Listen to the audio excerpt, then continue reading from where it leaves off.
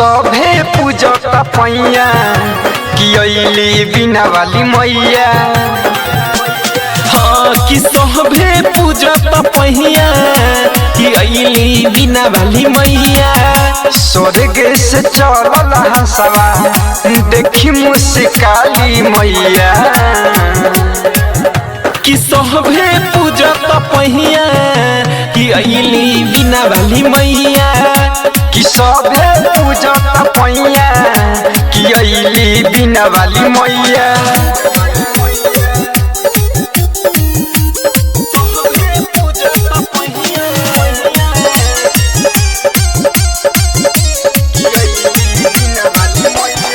आजू के दिनवा सुहावन लागे सबसे बड़ के।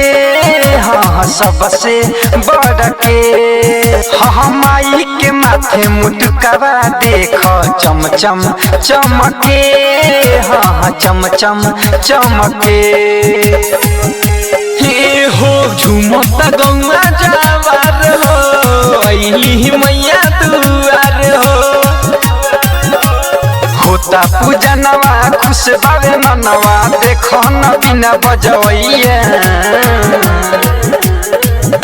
कि सभे पूजत पैया कि अइली बिना वाली मैया। कि सभे पूजत पैया कि अइली बिना वाली मैया।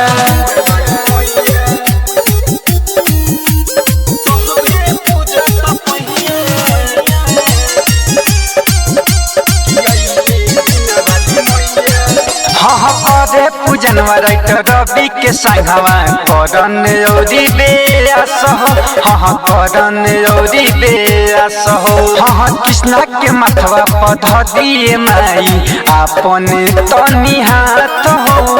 आपन तनी हाथ हो। हाँ लगौले बाइंदल आस हो सहन प्रेमी विक्रांत हो। करजोरी खादा बावे रिसुए माई ओही ठैया।